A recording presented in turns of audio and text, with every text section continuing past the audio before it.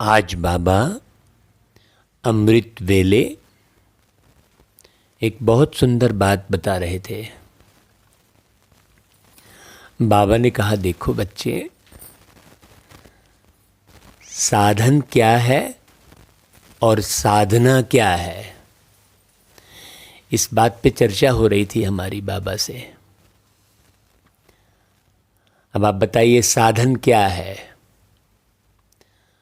सबसे करीब साधन आपका कौन सा है, जो सदा आपके साथ पूरी जिंदगी चलता है? तो बाबा ने बताया कि साधन है ये शरीर। देखो, बहुत सुंदर नई बात अमृत बेले बाबा ने बताई। साधन क्या है? ये शरीर। और अब इस शरीर के अलावा और कोई साधन ढूंढने की आवश्यकता नहीं है। इस शरीर को बहुत अच्छे से संभालो, है ना, और इस साधन के द्वारा साधना करो। अब बताओ, साधना क्या है भाई? साधना है कर्म। तो इस शरीर में बैठकर आप आत्मा जैसे कर्म करते हैं वैसा फल मिलता है। तो अब कर्म किसे कहेंगे भाई? कर्म तो सबसे पहला कर्म है सोचना। हाँ, माना आपका दृष्टिकोण। तो सोच कैसे उत्पन्न होती है? सोच उत्पन्न होती है अपने भाव से। जैसे अंदर के भाव होंगे, मुख्य है। बाबा ने कहा, बच्चे, आपके अंदर के भाव ही ट्रांसफर होते हैं। तो सूक्ष्म में अपने भावों को चेक करो। किसी के भी प्रति एक सेकंड भी आपके भाव खराब हुए तो आपकी सोच खराब हो जाएगी, आपकी दृष्टि खराब हो जाएगी, आपकी श्रवण शक्ति खराब हो जाएगी, आपकी कर्म खराब हो जाएंगे। ये बड़ी सूक्ष्म बात है। तो अंदर की भावनाएं ही ट्रांसफर होती हैं। जो आप अंदर में भाव रखते हैं, जैसे भाव आपने उत्पन्न किए, वो एक बार में लाखों आत्माओं तक पहुंच जाते हैं। ये इतनी गहराई बाबा ने बताई। आपके अंदर के भाव एक बार में लाखों आत्माओं तक ऑटोमेटिक पहुंच जाते हैं। तो परिवर्तन कहाँ करना है भाई? अपनी भाव में। तो मुख्य पुरुषार्थ कौन सा है? मुख्य साधना अपने भावों को परिवर्तित करने की साधना मुख्य है। और वो वहाँ परिवर्तन कैसे आएगा? तो उसके लिए बाबा ने अनेकों मुरलियों में बातें बताई हैं। बाबा ने कहा, मैंने पूरी पढ़ाई पढ़ा दी है बच्चे, अब आप मुरली का मंथन करो। मुरली के द्वारा मंथन करो का मतलब क्या हुआ? मुरली के द्वारा आत्म मंथन करो। कई बच्चे क्या गलती करते हैं? मुरली सुनकर आत्म मंथन नहीं करते, मुरली सुनकर पर चिंतन शुरू कर देते हैं। देखो, आज बाबा ने ऐसा बोला ना, आप ऐसा ही करते हो। हाँ, आपके लिए विशेष मुरली चलाई है बाबा ने, ऐसी बात करेंगे। आज बाबा ने बोला ना, बिल्कुल सेंटर में भी हम ऐसे ही देखते हैं, बहन जी भी ऐसा ही करती है, वो फलाने भाई भी ऐसा करते हैं, मधुबन में भी लोग ऐसा करते हैं। तो मुरली काहे के लिए मिली थी? आत्म मंथन करने के लिए। लेकिन मुरली और बाबा का नाम लेकर बहुत से बच्चे पर चिंतन करते हैं। जब मुरली के माध्यम से जब पर चिंतन करना शुरू कर दिए तो फिर और कुछ बचा ही नहीं दुनिया में। सोचने की बात है। आज जितने भी ग्रंथ रचे हैं उसमें कथा कहानी लिखी है, उसके माध्यम से लोग एक दूसरे को ज्ञान सुनाते रहते हैं, लेकिन अंदर के भाव नहीं बदलते। बाबा ने कहा अंदर के भाव कब बदलेंगे? अंदर के भाव जब बदलेंगे जब आपके अंदर में शरीर का भान नहीं होगा। भान से ही भाव में परिवर्तन आता है। जैसा आपका भान होगा, अगर शरीर का भान है, आप दर्पण के सामने खड़े हुए और आपको अपनी नाक सुंदर लगी, होंठ सुंदर लगे, आंखें सुंदर लगी, हाँ, तो ये समझ लो कि आप अभी शरीर में फंसे हुए हैं। आप शरीर को संभाल नहीं रहे हैं, आप शरीर की सुंदरता में उलझे हुए हैं। अपना ही चेहरा भा रहा है। हाँ, नहीं भाई, जब अपना चेहरा भाएगा ना तो फिर क्या होगा? वो संसार में चेहरा ही ढूंढेगा। बहुत बारीक बात समझना। अपना चेहरा यदि आपको अच्छा लगा तो फिर उस चेहरे के इंसान को आप देख देंगे। अपना शरीर मोटा पतला, ये वो गठीला, तो फिर आप गठीला शरीर ढूंढेंगे। तो जैसे ही कोई ऐसा शरीर दिखा, झट आकर्षित हो जाएंगे। फिर झट उससे बात करने की इच्छा होगी, उसके करीब जाने की इच्छा होगी। बाबा ने इसको एक शब्द में कह दिया, काम कटारी चलाना। काम कटारी का अर्थ क्या हुआ? अंदर के भाव, देह के भान वाले, उसे कहेंगे काम कटारी। आपने देखा भी नहीं, मान लो आपने किसी के ऊपर दृष्टि भी नहीं रोकी, और सूक्ष्म बात बाबा बताए, आपने किसी के ऊपर दृष्टि भी नहीं रोकी, लेकिन अंदर में भाव उत्पन्न हो गए, तो आप तो वहीं उलझे फंसे हैं। आपको बाबा की याद कब आएगी? आप जो है विचार सागर मंथन कब करेंगे? आप संसार का सृजन कब करेंगे? वो समय ही नहीं मिलेगा। तो बाबा रोज मुरलियों में बहुत गहन इशारे देते हैं। इसलिए आज बाबा ने कहा, मीठे बच्चे, श्रेष्ठ बनना है तो सबसे पहले तो ये समझ लो कि भाई आपको श्रेष्ठ बनना है कि नहीं। कि बस वो बहुत से लोग दुनिया में कलयुग में भी, इस कलयुग के अंत में भी देखो कैसा जीवन जी रहे हैं। वो नाले के ऊपर रहकर जीवन बिता रहे हैं, जैसा भी कीड़े मकोड़ों की तरह। बाबा श्रेष्ठ जीवन दे रहे हैं, राजमहलों वाला जीवन दे रहे हैं, सुख शांति से समृद्ध जीवन देने के लिए बाबा आए हैं। विश्व अथॉरिटी बाबा, और यहाँ की आत्माएं जमीन और आसमान का अंतर है। विश्व अथॉरिटी बाबा कैसे हैं, उनके भाव कैसे हैं, उनके कर्म कैसे हैं, वो चाहते क्या हैं हम संसार में रहने वाले बच्चों के लिए। सोचने की बात है बहुत। तो बाबा कह रहे हैं कि यदि श्रेष्ठ बनना है तो श्रीमत पर पूरा पूरा चलो। ऐसे नहीं एक बात को फॉलो कर लिया, दूसरा नहीं किया तो चलेगा। श्रीमत पर ना चलना ही सबसे बड़ी खामी है। अब उसमें मुख्य श्रीमत और बाद वाली श्रीमत, जैसे कई लोग कहते हैं आज की मुरली के मुख्य 5 पॉइंट, तो मुख्य 5 पॉइंट माने बाकी के पॉइंट क्या है?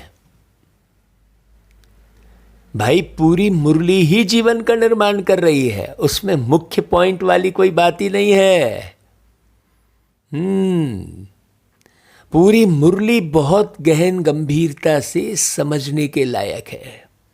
आप समय पूरा मुरली में देंगे तभी आपके जीवन का निर्माण होगा, नहीं तो नहीं हो सकता। और जीवन का निर्माण मतलब आत्मा का निर्माण, क्योंकि आत्मा से ही जीवन है। हमने पहले भी कहा था कि शरीर बिना आत्मा के 1 सेकंड भी नहीं रह सकता, उसे जलाया जाता है ले जाकर, वो कोई काम का नहीं रह जाता। लेकिन आत्मा बिना शरीर के रहती है। ये शरीर तो बिना हवा के भी 1 सेकंड भी नहीं बचेगा, लेकिन आत्मा को हवा थोड़ी चाहिए। इस शरीर को पानी भी चाहिए, लेकिन आत्मा को थोड़ी पानी चाहिए। सोचने की बात है। आत्मा इस शरीर में बैठकर जो शरीर को आवश्यकता है वो डालती है।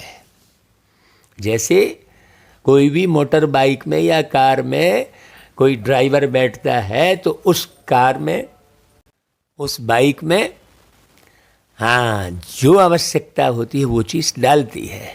लेकिन जो कार और बाइक में जो चीज़ डालती है वो उसे उस अपने शरीर में वही चीज़ थोड़ी डालेगी वो आत्मा। उसी प्रकार आत्मा बिना पानी बिना हवा के चलती है। इसलिए मुख्य परिवर्तन किसका करना है? आत्मा का करना है। आत्मा ही पाप आत्मा बनती है, आत्मा ही पुण्य आत्मा बनती है। तो बाबा कहते हैं किन बच्चों का गला घुट जाता है और बुद्धि से ज्ञान निकल जाता है। किन बच्चों का? जो चलते चलते अपवित्र बन जाते हैं, पढ़ाई छोड़ बाप को फारकती दे देते हैं, उनकी बुद्धि से ज्ञान निकल जाता है, बाबा को भूल जाते हैं। हाँ, जो बच्चा सारे दिन बाबा को भूला हुआ रहेगा वो कदापि सुबह सुबह बाबा को याद नहीं करेगा।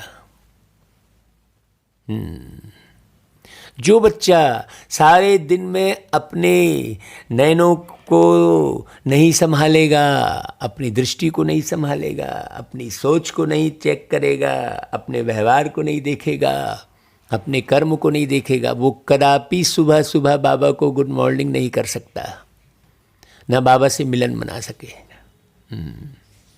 वो फारकती दे देता है, उनकी बुद्धि से ज्ञान निकल जाता है। जब तक निर्विकारी ना बने तब तक अविनाशी ज्ञान बुद्धि में बैठ नहीं सकता, बुद्धि का ताला खुल नहीं सकता। पतित बनने वालों का खान पान भी गंदा हो जाता है। देखो बाबा स्पष्ट कह रहे हैं, हमने एक एक शब्द के अर्थ सहित मुरलियां जो है बाबा के निर्देशन प्रमाण सुनाई हैं। खान पान का अर्थ क्या है ना भाई, सब बताया है। आप पिछली मुरलियां बहुत ध्यान से सुनेंगे तो आप आगे की मुरली बड़ी सरल हो जाएगी आपको। तो बाबा कहते हैं वह मायावी मनुष्यों से जाकर मिल जाते हैं, फिर गला ही घुट जाता है। बड़ी गहरी बात है। किसी को भी ज्ञान सुना नहीं सकते हैं, स्पष्ट कह दिया बाबा ने, गला ही घुट जाता है। अब कोई टेंटुआ दबा देगा, गला दबा देगा तो क्या बोल पाएगा और क्या सुन पाएगा? वो सोचने की बात है। वो तो जो है पूरी तरह से व्याकुल हो जाएगा ना। तो गला कौन घोंट देती है? माया जिंदा ही मार देती है। तो वो विकारों में मर जाते हैं, है ना भाई। आपने गीत सुना और गाया, गीत तो भाई किसी ने बनाया तो दूसरे भावार्थ को लेकर बनाया, बात तो वही भाव की आ गई ना भाई। जिसने गीत बनाया उसके अंदर भाव दूसरे थे, और हम जो गीत सुन रहे हैं उसी गीत को, तो हमारे अंदर भाव दूसरे हैं। भाई तुम्हें पाके हमने जहाँ पा लिया है, जमी तो जमी आसमां पा लिया है। तो तुम्हें पाके हमने जहाँ पा लिया है, मतलब अब इस संसार में जहान किससे बनता है भाई? मनुष्यों से ना। जो चैतन्य में आत्माएं हैं जो यहाँ जीवन जी रही हैं, उनसे ही जहान बनता है।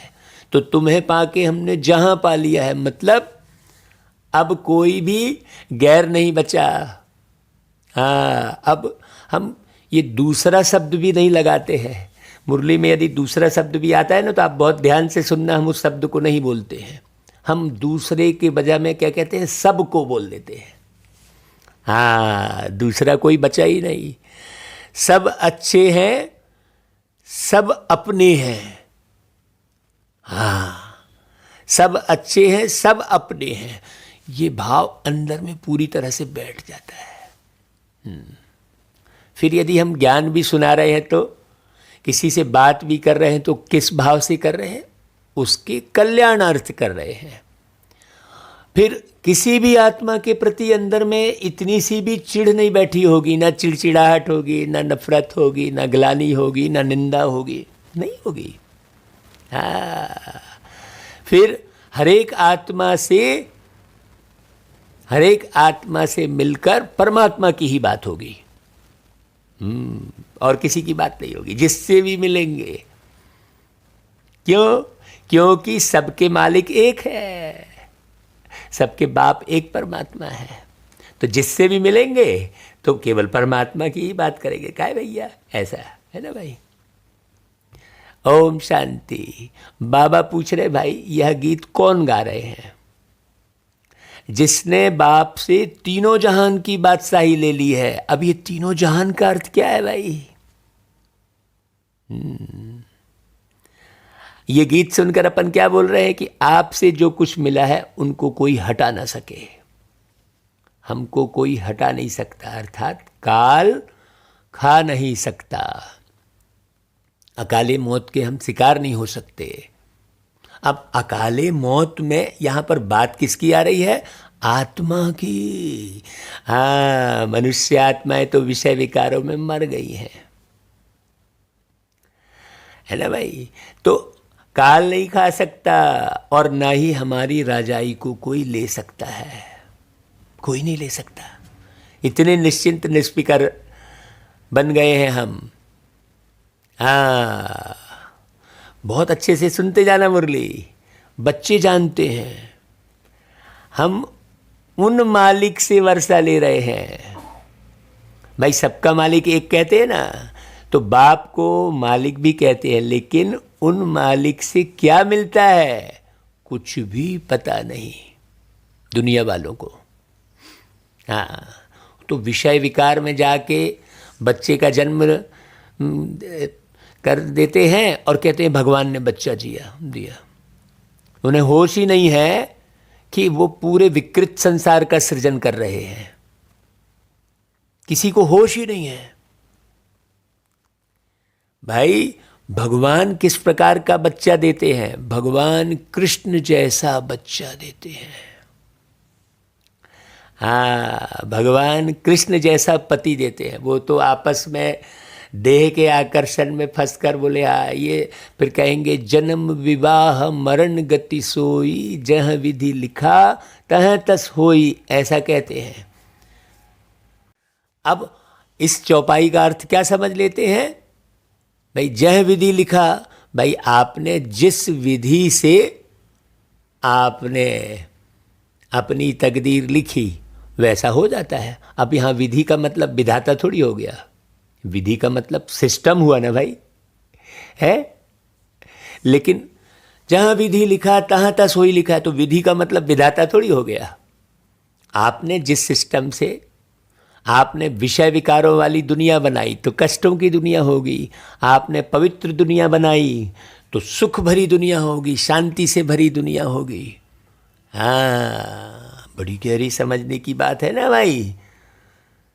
तो जन्म विवाह मरण गति सोई, आपने जो विचार किया उस घर में जन्म लिया। आप सदैव गरीबी का ही रोना रो रहे हो, अपने को गरीब ही समझ रहे हो। अपने को जो आप समझ रहे हो वैसा आप आगे जन्म लेते हो। अब आप अपने को समझ क्या रहे हो ये देख लो। तो अपने को देव आत्मा तो इस दुनिया में कोई समझेगा ही नहीं, क्योंकि वो पढ़ाई पढ़ी ही नहीं है, हैं? वो देवी देवताओं के सामने मैं मूर्ख खलकामी ऐसा बोलेंगे, सारे के सारे, तो वो देवी देवता घर में जन्म कहाँ से लेंगे? सोचने की बात है। तो उस मालिक से क्या मिलता है? कुछ पता नहीं है। मालिक को कैसे याद करें, उनका नाम रूप क्या है, कुछ भी पता नहीं है। अब ये पता कौन करवाएगा भाई? ये हमारी ड्यूटी है ना। अब हम जो है, हम भी पूरे सारा समय तन मन धन के चक्कर में, जन के चक्कर में ही पड़े रहे, उसे संतुलित करके बिल्कुल न्यारे नहीं हुए। बस उसी के संतुलन में लगे रहे सारी जिंदगी, तो फिर हम औरों का कल्याण कब करेंगे भाई? सोचने की बात है। तो दुनिया वालों को तो कुछ भी पता नहीं, मालिक तो सृष्टि का मालिक ठहरा ना भाई। सबका मालिक एक कहते हो तो वो पूरी सृष्टि का मालिक ठहरा ना। तो वे हुए रचयिता और हम हुए रचना। तो वे कौन रचयिता और हम कौन रचना? ये शरीर थोड़ी भाई। शरीर का सृजन तो आप करते हो भाई। इस प्रकृति को सतो प्रधान आप बनाते हो, तमो प्रधान भी आप बनाते हो भाई। ये जमीन में उल्टे सुल्टे खाद और सब केमिकल, ये सब कौन डाल रहा है? परमात्मा। आत्मा ही डाल रही है और प्रकृति को पूरा खराब कर रही है ना भाई।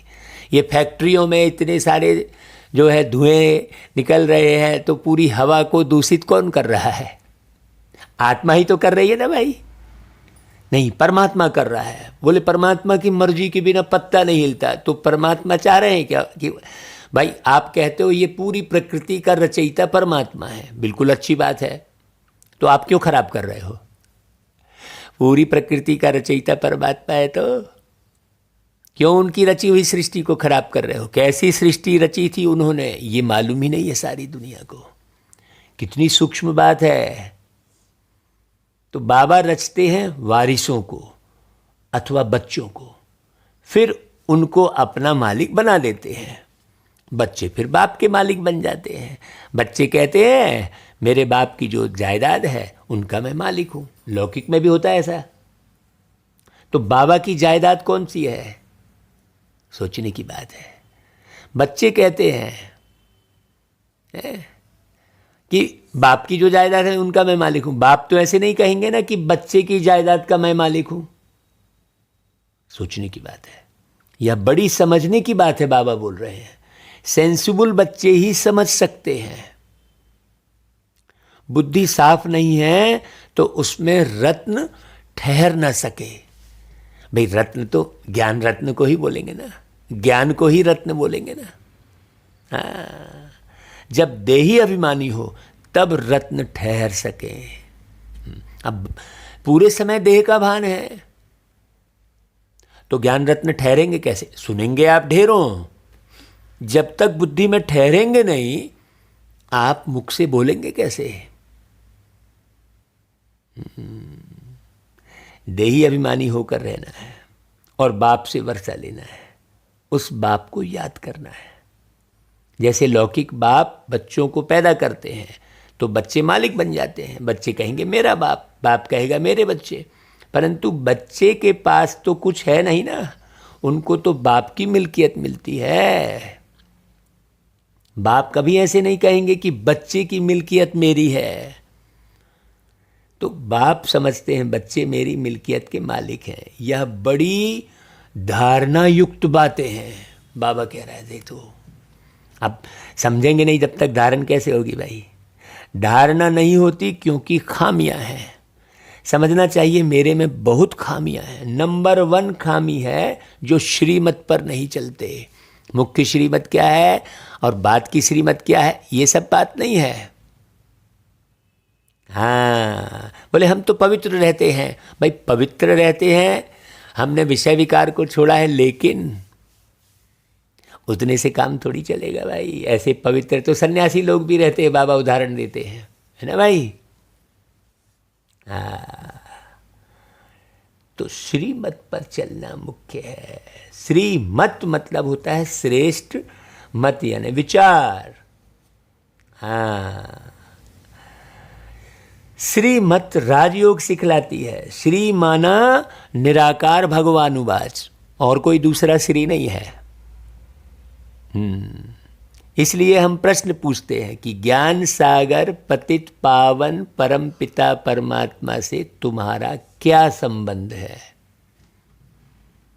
या बहुत बड़े बड़े बोर्ड पर लिख देना चाहिए, बाबा कह रहे हैं। क्या संबंध है भाई? हम तो बड़े अच्छे से कहते भाई मेरा बाबा है। आप क्या बोलते हैं? आप फलक से कहेंगे मेरा बाबा? लौकिक में भी बच्चा कहेगा मेरे पापा पापा, और सब उल्टे सुल्टे काम करता रहेगा। तो वो पापा पापा कहने से क्या पापा खुश हो जाएंगे क्या? वो तो धारणा को देखेंगे ना, है? यहां भी बात धारणा की है। तो परमात्मा है स्वर्ग के रचयिता, तो जिनका परमात्मा से संबंध होगा वह भी जरूर स्वर्ग का मालिक बन ही जाएगा। अब यहां पर बहुत गहरी समझने की बात है। उसके अंदर किसी भी किस्म का भेद नहीं होगा। हाँ, कल बात चल रही थी तो एक बहुत अच्छी पॉइंट आई जो सबके लिए सुनाते हैं। भाई लोग कहते हैं स्वर की साधना, और सारी दुनिया में बहुत सारे कलाकार जो है स्वर की साधना करते रहते हैं। सा रे गा मा प ध नी सा, ऐसे हारमोनियम लेकर बैठते हैं। तो कल एक पॉइंट बहुत अच्छी आई कि स्वर की साधना मतलब स्वर में सबसे पहला अक्षर क्या है? स्व, माने स्व की साधना। स्व की साधना किसके आधार पर? वो परमात्मा राम के आधार पर स्व की साधना। श्रीमत, तो बाबा ने कहा ना श्री अर्थात भगवानुवाच। भगवान क्या मत दे रहे हैं? श्रीमत मतलब भगवान की मत। अब भगवान की मत तो पूरी मुरली में आपको सुनने मिल रही है। और स्वर्ग का मतलब जहां कोई वर्ग भेद ना हो, किसी भी किस्म का भेद ना हो। तो बाप आकर बच्चों को सलाम करते हैं, सलाम मालिकम बच्चे। बच्चे कहते हैं मामे मालिकम सलाम। तो हम तो सिर्फ ब्रह्मांड के मालिक हैं, तुम ब्रह्मांड और विश्व दोनों के मालिक बनते हो, है कि नहीं भाई?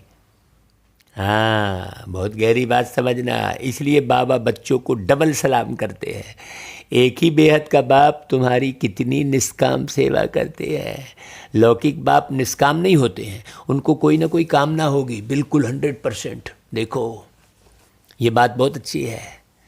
हाँ, और वो कामना ही दुख देती है। वो बहुत सारी कामना लेके बैठते हैं कि बच्चे बड़े होंगे तो ऐसा होगा, फिर ये होगा वो होगा, और फिर होता नहीं है, हैं?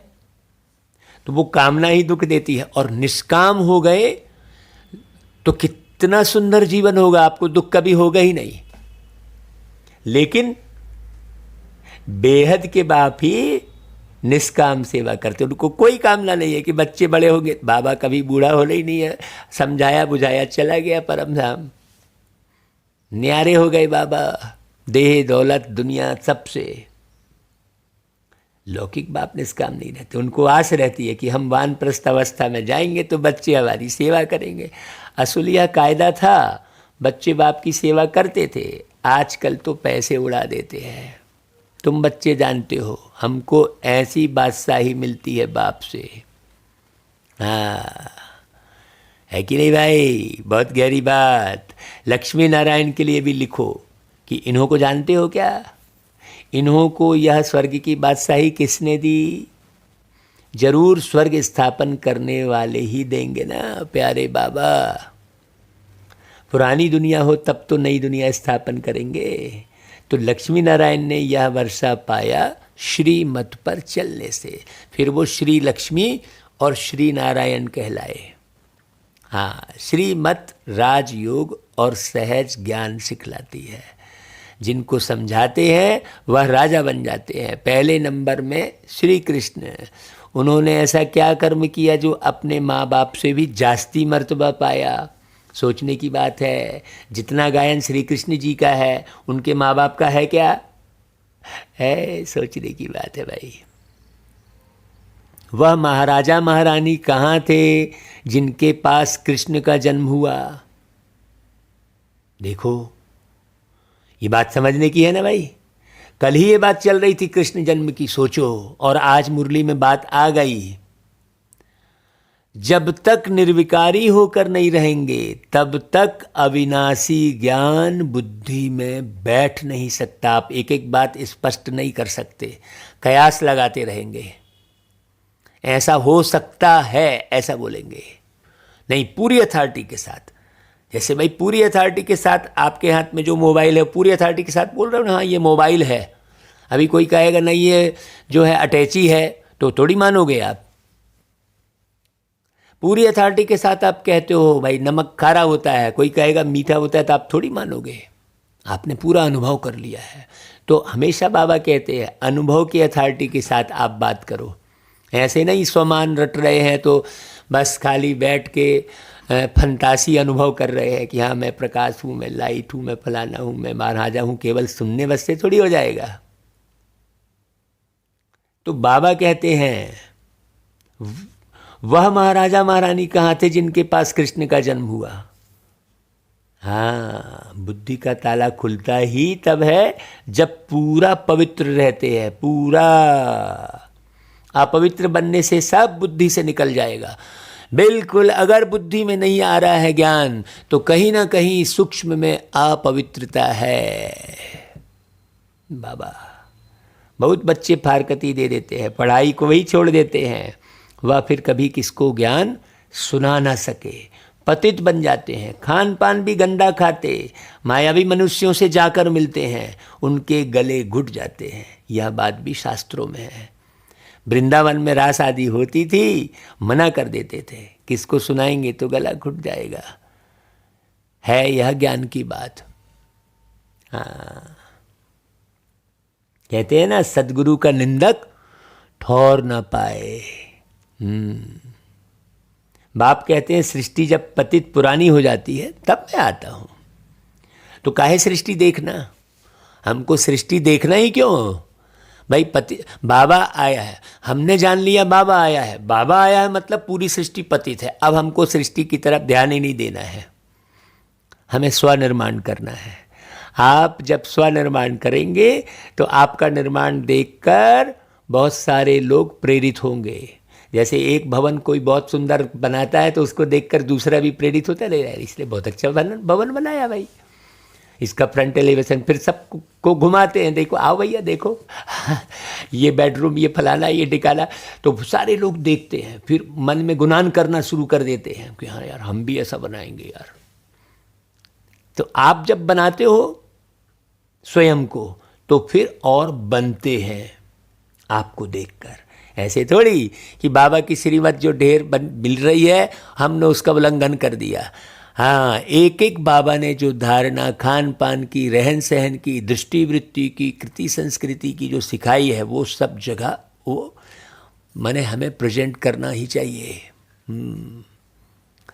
ऐसा थोड़ी कोई किसी ने कुछ कह दिया तो हमने चले गए उसके संग में, जो कुछ खिला दिया तो खा लिया, चलो भाई क्या करें, इसकी बात रखना है। नहीं, खान पान रहन सहन सब पर पैनी नज़र रखना है। नहीं भूख लगी थी तो फलाना कर लिया, तो ढिकाना कर लिया, तो रिश्ता निभाना था, ये सब नहीं। आप जो धारणा करते हैं वो बात तक सोचते हैं। देखो भाई वो आए थे ना तो उनकी खाने में बुद्धि नहीं थी, वो चर्चा करेंगे। सारी दुनिया की तो खाने में बुद्धि रहती है। हाँ चलो भाई घूमने चलते हैं यार, फलाने घर में जाते हैं, बढ़िया बढ़िया खाएंगे, फलाने ढाबा जाते हैं खाएंगे, खाने का ही प्रोग्राम बनाते हैं। सोचने की बात है। तो ये सब बड़ी समझने की बात है। बाबा कहते हैं कि सृष्टि जब पतित पुरानी हो जाती तब मैं आता हूं, तो किसी सृष्टि से मतलब नहीं रखना चाहिए हमको।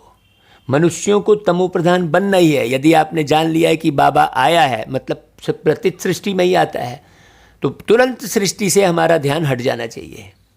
हाँ, जो कर्तव्य करेंगे वो उल्टा ही करेंगे। मनुष्य तो क्योंकि उल्टी मत मिल रही है, श्रीमत है नहीं, उल्टी मत पतित भ्रष्टाचारी बनाती है। दुनिया की बातें मत सुनो आप। आगे भ्रष्टाचारी अक्षर ही नहीं था। सन्यासी विकारों का सन्यास करते हैं पावन बनने के लिए। तो पहले पहले यह बात समझानी है कि परम पिता परमात्मा से तुम्हारा क्या संबंध है। सब भगवान को याद करते हैं। भगवान कहते हैं, बाबा कहते हैं मुझे सब भगत प्रिय हैं, क्योंकि उन सबको मुझे ही गति सदगति देनी है। तो प्रिय तो लगेंगे ना भाई, हैं भाई। गति सदगति तो भगवान को देनी चाहिए उनको। वह समझते हैं भगवान आकर भक्तों को भक्ति का फल देते हैं, इसलिए भगत भगवान को प्रिय है। ऐसी बात नहीं है। बाबा समझाते हैं, अरे भाई तुमने दुर्गति को पाया है, अब मैं सदगति देने आया हूं, है। ऐसा थोड़ी है कि आप भक्ति करते हो तो प्रिय हो, है, क्योंकि तुम दुर्गति को पा लिए हो। अब जब तक प्रेम नहीं होगा दुर्गति से किसी को छुटाएंगे कैसे? तो प्रेम तो रखना ही पड़े ना भाई, है। भक्ति के बाद भगवान को आना है जरूर। मुझे तुमको ही पहले भक्ति का फल देना पड़ता है, और तो शुरू से लेकर मेरे भक्त हैं नहीं। हाँ देखो, शुरू से लेकर, है ना भाई। द्वापर युग से कौन भक्ति शुरू कर रहा है? हम मनुष्य आत्माएं जो अभी ब्राह्मण बने हैं। हाँ, तो बाबा कहते हैं सबसे पहले तुमको ही मुझे देना पड़ता है फल। वह तो अनेकों की भक्ति करते हैं। तुम मेरे प्यारे बच्चे हो, तुम मालिक थे, फिर माया रावण ने तुम पर जीत पा ली और फिर भक्ति शुरू हो गई। यह भी ड्रामा है। मैं तो सबकी भक्ति, मैं तो सबकी सदगति करता हूँ। अब तुम मेरी मत पर चलते हो ना, मत देने के लिए जरूर मुझे आना पड़ता है, नहीं तो कैसे सदगति का रास्ता बताऊं। सोचने की बात है। तुम तो सारे हिरे हुए हो, जमाने भर में भटक रहे हो, न जाने कितनों को भगवान कह दे रहे हो। सोचने की बात है। तो बाबा आकर देवे ना। तो सदगति कौन करे? बाबा। अब कैसे करे? जब तुम तो भटक ही रहे हो तो तुमको कैसे प्रेरणा से मालूम पड़ जाएगा, है? जब साकार में बैठकर बता रहे हैं तो मालूम नहीं पड़ रहा है, तो अदृश्य में कैसे मालूम पड़ जाएगा? तुम तो भटक ही रहे हो, तुमको टचिंग हो जाएगी क्या, है? पत्थर को भगवान समझ लिए। ये भगवान जमीन से निकले हैं तो पत्थर बन के निकले हैं। बताओ भला, सोचने की बात है। सत्य चित आनंद स्वरूप परमात्मा का अवतरण जो है, जमीन से कोई पत्थर निकल गया तो बोले भाई ये भगवान का अवतरण हुआ है। बताओ कितना गिरने वाली स्थिति हो गई है। चलो कृष्ण को भगवान समझा, राम को समझा तो समझ में आता है। अब वो पत्थर निकला तो भगवान पत्थर बन के निकल गए क्या? सोचने की बात है। ये सब आम व्यक्ति के हिसाब से बाबा मुरली चलवा रहे हैं। हाँ, बाबा के बच्चे ये ना समझे कि अरे भाई बहुत लंबी हो रही है मुरली, क्योंकि सबको समझाना है ना भाई। बाबा मुरली में वही समझा रहे हैं सब कि भाई सदगति का रास्ता कैसे बताऊं। तो मैं इस पहले नंबर के भगत के तन में आता हूं। यह है नंदीगढ़। शिव के मंदिर के सामने नंदीगढ़ रखते हैं ना, तो क्या वही रहस्य है उसका। अब विचार करो, परम पिता परमात्मा बैल के तन में तो नहीं आएंगे ना। राजयोग बैल के द्वारा तो नहीं सिखाएंगे ना भाई। बैल द्वारा कैसे सिखाऊंगा? सोचने की बात है। वो भी सांड बैठा है अब वो भी मत देखो, है वो साधारण नहीं है। अब भाई सोचने की बात है भाई,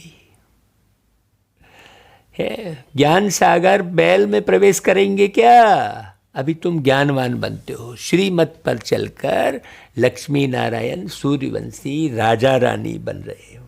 उस राजधानी को कोई हमसे छीन न सके, ना कोई तूफान लग सके। भाई हम अमरपुरी के मालिक बनते हैं। यह मृत्यु लोक है। अमरनाथ बाबा ही काल पर जीत पहनाने वाले हैं। उनका पार्ट अलग है। तुम सब पार्वतियाँ हो और मैं अमरनाथ हूँ। बाबा कहते हैं देखो हम कभी जन्म मरण में नहीं आते। अमरपुरी स्वर्ग का मालिक तुमको बनाता हूँ। भारतवासियों को बैकुंठ बहुत प्यारा लगता है। कहते हैं फलाना बैकुंठवासी हुआ, बहुत मुख मीठा कर दिया। अब बैकुंठ सचमुच तो सतयुग में होगा, जब सतयुग है तो पुनर्जन्म भी सतयुग में लेते हैं, फिर त्रेता में आते हैं तो पुनर्जन्म भी त्रेता में लेते हैं, फिर द्वापर में आते हैं तो पुनर्जन्म भी द्वापर में लेते हैं। परंतु ऐसे थोड़े ही हो सकता है कि जो मरेंगे कलयुग में तो पुनर्जन्म लेंगे सतयुग में। सोचने की बात है। स्वर्ग में जन्म लेते रहें, इसका मदार है पढ़ाई पर। जब पहला जन्म तो आप स्वर्ग में लोगे तब तो फिर बार बार वहाँ लोगे भाई। तो मुख्य बात तो पहले जन्म की है। कल यही बात चल रही थी कि तुम पहला जन्म स्वर्ग में कैसे लोगे, क्या उसकी तैयारी की है, क्या उसका होना लगा हुआ है सारे दिन। तो जैसी पढ़ाई देखो, स्वर्ग में जन्म लेते रहें, स्वर्ग में जन्म लेते रहें, बाबा कह रहा है, इसका मदार है पढ़ाई पर। बाप कहते हैं मैं तुमको सृष्टि का मालिक बनाता हूं, मैं निष्कामी हूं। बाबा कहते हैं हम विश्व का मालिक नहीं बनते, तुम स्वर्ग में जाते हो तो मैं विश्रामी हो जाता हूं। मैं चक्र में नहीं आता हूं। इस ईश्वरी जन्म के बाद तुम दैवी गोद में जन्म लेंगे। अभी तुम जन्म जन्मांतर आसुरी गोद में जन्म लेते हो, भ्रष्टाचारी बन पड़े हो। सतयुग में सब श्रेष्ठाचारी होते हैं, अब तुम श्रीमत से श्रेष्ठाचारी बन रहे हो। वहाँ विष होता नहीं। यहाँ भल सन्यासी हैं परंतु जन्म तो विकारों से लेते हैं ना भाई। सतयुग में विकारों से जन्म नहीं होता है, नहीं तो उन्हों को संपूर्ण निर्विकारी कह न सके ना। वहाँ माया होती ही नहीं, परंतु यह बातें भी जब किसकी बुद्धि में बैठे। बाबा कहते हैं बच्चे तुमको घर जाना है, फिर स्वर्ग में आकर राज्य करना है। अब इसमें अच्छे से बुद्धि किसकी लगेगी, मन किसका लगेगा? जो अच्छी रीति उसे निश्चय हो गया है, पक्का हो गया कि हाँ यही बात है। आत्माएं परम धाम से आती हैं पार्ट बजाने, फिर जब तक पतित पावन आकर लिबरेट न करे तब तक एक भी जा नहीं सकते। कोई भी गपोड़ा मारते रहते हैं, फलाना पार निर्वाण गया, लीन हो गया, ज्योति ज्योत समा गया, ऐसा कहते हैं। बाप आकर सब बातें अच्छी रीति समझाते हैं, कोई नहीं जा सकता। पहले पहले समझाओ परम पिता परमात्मा से तुम्हारा क्या संबंध है, दूसरे किसको यह भी प्रश्न पूछने आएगा ही नहीं। तुम कल्प कल्प पत्थर बुद्धि से पारस बुद्धि और पारस बुद्धि से पत्थर बुद्धि बनते आए हो। यह तो अच्छी रीति समझाया जाता है, परंतु जबकि निश्चय बैठे ना भाई कि ये जो बाबा समझा रहे हैं इसमें ही सब कल्याण है पूरा, इसके अलावा कोई दूसरी बातें है ही नहीं। बरोबर शिव बाबा के हम बच्चे हैं, जो बुद्धि लगाएगा तभी वो दूसरे को भी समझा सकेगा। बाबा कहते हैं मैं अब आया हूँ तुमको सुख धाम ले चलने, तो चलेंगे? पूछ रहे हैं बाबा। वहाँ यह विष नहीं मिलेगा भाई। हाँ, मूल बात ही है पवित्रता की। जो कल्प पहले रहे थे वही अब भी रह सकते हैं। बहुत बच्चियां लिखती हैं बाबा पता नहीं कब बंधन टूटेगा, युक्ति बताओ। बाबा कहते हैं बच्चे बंधन टूटेगा अपने टाइम पर। बाबा क्या करेंगे? एक बंधन बल छूट जाए फिर बच्चों आदि में मोह पड़ जाता है।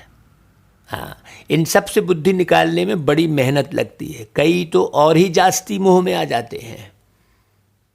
बहुत हैं जो मोह में लटक पड़ते हैं। बाबा कहते हैं तुम मोह एक बाप से रखो भाई। कितना प्यारा मीठा बाबा, तब धारणा होगी। कोई ज्ञान उठा नहीं सकते हैं तो भागंती हो जाते हैं, फिर नाम बदनाम होता है। ड्रामा में कल पहले भी यह हुआ था, जो सेकंड पास हुआ वह ड्रामा। अम्मा मरे तो भी हलवा खाना, बीवी मरे तो भी हलवा खाना। कच्चे को थोड़ा झटका आता है।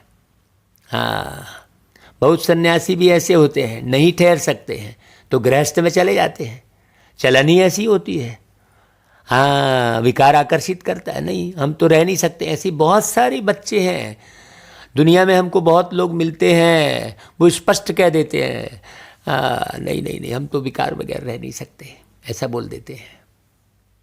यहाँ तो एक ही मुख्य बात है, हम भी उस बाप से वर्षा ले रहे हैं, तुम भी उनको पिता समझते हो, तो आकर स्वर्ग का वर्षा ले लो भाई। कहते हो परम पिता, एक ही बात है। अब लोग शादी के कार्ड में छपाते हैं परम पिता परमात्मा की असीम अनुकंपा से, मतलब परम पिता परमात्मा जो है अनुकंपा कर रहे हैं कि हाँ जाओ विकार में। कितना देखो धूमिल हो चुकी है दुनिया, है सोचने की बात है। बड़े अच्छे से छपाएंगे, कहेंगे वाह, कुछ का कुछ अर्थ ले लेंगे। रामायण में जो चौपाई है उसका अर्थ ही अलग है और अर्थ कुछ और कर देंगे। विवाह वो भगवान की मर्जी से विवाह हो रहा है, वहीं से जोड़े फिक्स होकर आए हैं ऐसा बोल देंगे। हैं कहाँ से आए हैं भाई जोड़े फिक्स होके, वो स्थान भी पता नहीं है। कहते हैं इस फर्श पर उस अर्श से जोड़े फिक्स होकर आए हैं, ऐसा बोलते हैं। तो कहाँ है वो अर्श, कौन है उस अर्श का मालिक, कुछ भी पता नहीं है। ऐसे कैसे जोड़े फिक्स होके आए हैं भाई। तो बाबा कहते हैं तो एक ही बात है, सेकंड में जीवन मुक्ति। पिछाड़ी में थोड़ा ही समझाने से मनुष्य झट समझ जाएंगे। अनेक मत हैं जिससे भारत भ्रष्ट बन गया, फिर एक की मत से आधा कल्प के लिए भारत श्रेष्ठाचारी बनता है। तो श्रेष्ठ जरूर बाप ही बनाएंगे ना, सबको पार ले जाने वाले तो एक ही बाप हैं, तो जरूर कोई डुबोने वाले भी होंगे ना, है। हाँ, बाप तो सबको कहते हैं विकारों का संन्यास करना ही पड़ेगा, तभी तुम पवित्र दुनिया के मालिक बन सकेंगे। भाई बाबा वर्षा दे रहे हैं, ढेर ब्रह्मा कुमारियां हैं, तुम भी बीके हो, वर्षा रूहानी बाप से मिलता है, कितना सहज है। भाई तुम भी बीके हो, ब्रह्मा कुमार ब्रह्मा कुमारियाँ जो सुन रहे हैं सब बीके हैं, समझ रहे हैं, अच्छे से फॉलो कर रहे हैं। भाई वर्षा तो रूहानी बाप से मिलता है, कोई ब्रह्मा कुमार से या ब्रह्मा कुमारी से वर्षा थोड़ी मिलता है। बहुत बारीक समझना, कितना सहज है। परंतु कोई की सिर्फ कथनी है, करनी नहीं तो कोई को तीर नहीं लगता है। आप सुनाओ तीर नहीं लगेगा, वैसी करनी भी चाहिए। करनी नहीं है तो गिर पड़ेगा, जिनको ज्ञान देंगे वह चढ़ जाएगा, खुद गिर पड़ेगा। गिरना किसे कहेंगे, काम वासना को ही गिरना कहेंगे। बाबा ने कई बार मुरलियों में कहा है, क्रोध को गिरना नहीं कहेंगे, क्रोध को पतितपना नहीं कहेंगे। पतितपना है कामी दृष्टि। हाँ, आप विकार में नहीं गए, लेकिन विकार के ख्यालात चल रहे हैं। दृष्टि, कोई देह दिख गई, दैहिक दृष्टि ही पतितपना कहलाएगा, देह का आकर्षण ही पतितपना कहलाएगा। हाँ, बहुत बारीक बात समझना। तो बाबा कहते हैं ऐसे भी बहुत हैं, बाबा बच्चों को पूरा वर्षा विल कर देते हैं, अब तुम लायक बन स्वर्ग के मालिक बनो।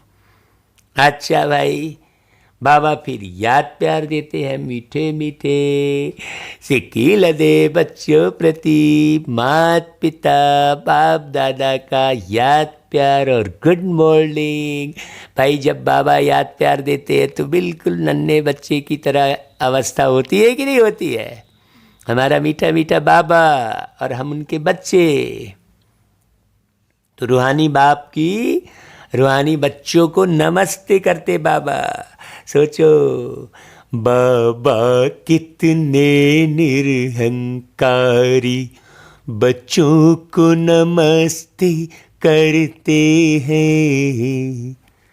सारा जग जिनको याद करे, सारा जग जिनको याद करे, वो याद प्यार हमें देते हैं। बच्चों को नमस्ते करते हैं, है ना भाई। तो हम बच्चे भी बाबा को नमस्ते करते हैं, याद प्यार देते हैं भाई। अच्छा भाई, धारणा के लिए मुख्य सार अच्छे से सुनना। पूरी मुरली धारणा के लिए ही है, उसमें से थोड़ा सा सार उठाते हैं, उसे विस्तार से धारण करना। सुनना सार में और धारण करना विस्तार से। तो श्रेष्ठाचारी बनने के लिए अपनी सब खामियां निकाल सदा श्रीमत पर चलना है। बुद्धि में ज्ञान रत्नों की धारणा देही अभिमानी बनकर करनी है। ऐसा नहीं कि हाँ भाई देह भान भी चल रहा है और पता भी नहीं लग रहा है। दूसरी पॉइंट, अपनी कथनी और करनी एक करनी है। हाँ, ज्ञान की धारणा के लिए सबसे मोह निकाल, एक बाप से ही मोह रखना है।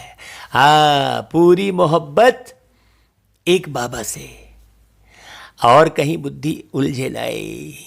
हाँ, अच्छा भाई, वरदान।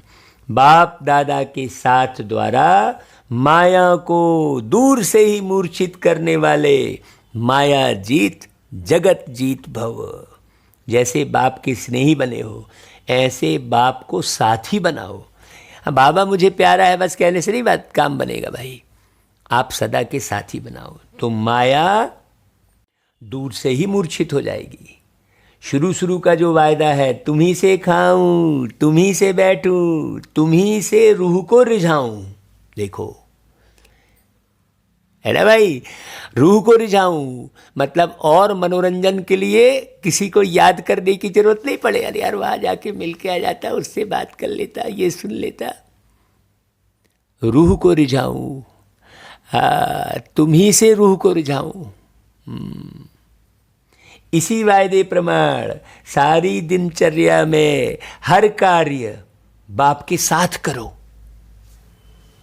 बाबा मेरे साथ है, ऐसा गीत है ना भाई। हाँ, प्यार की सौगात है, बाबा मेरे साथ है।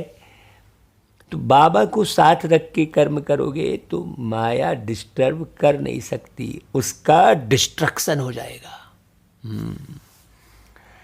कल बहुत अच्छी बात, क्या क्या चीज़ हमें डिस्ट्रॉय करनी है, ये कल शाम को बहुत अच्छी बात निकल रही थी।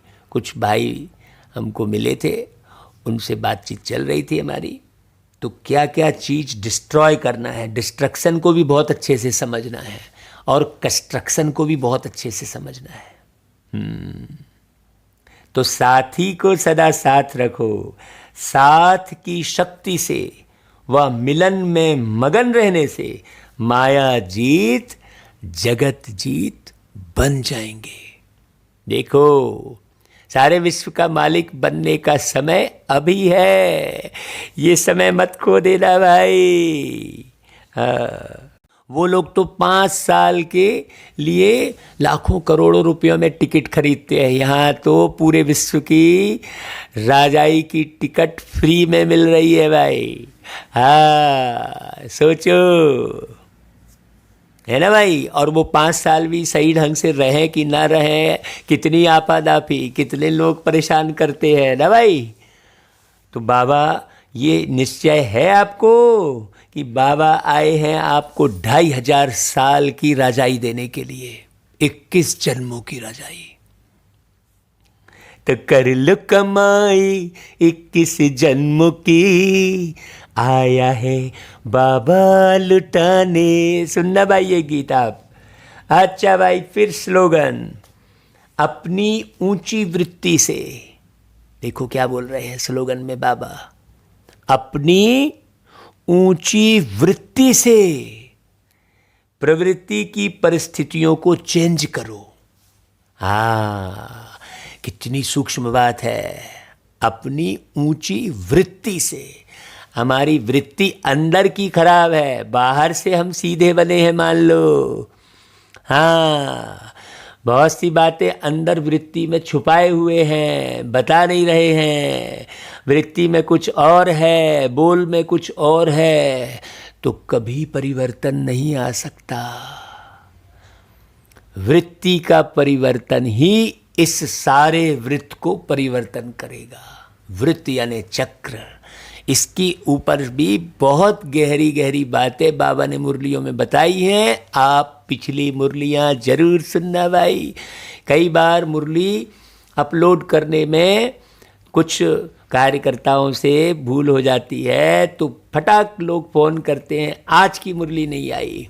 अरे भाई, आप किसी भी तारीख की मुरली सुन सकते हैं, तारीख में मत बंधे। है ना भाई, बिल्कुल अच्छी बात है अटेंशन दिलवाना, फ़ोन करना, लेकिन आप ये अपने अंदर देखें कि आप जो है उस तारीख की मुरली में तो नहीं है, उलझे हैं। आपने पिछली मुरलियाँ पूरी तैयारी कर ली क्या? जो पिछली मुरली में बाबा ने बताया उसके अनुसार पूरा पूरा बन गए हो क्या? नहीं बने ना भाई। तो हमें रोज जो है एक मुरली को 10 से 12 बार सुनना चाहिए, समझना चाहिए। ऐसा समय दो और आप आराम से सुन सकते हैं। कोई ज़रूरी नहीं आप YouTube पर ही सुने, आप मुरली सुनकर फिर अंदर सुनते रहें। उसका गुणान करना ही मुरली सुनना है, वो हो जाएगा। अंदर भरे, आत्मा में ऐसा भरे जो परमानेंट फिक्स हो जाए। अच्छा भाई, ओम शांति।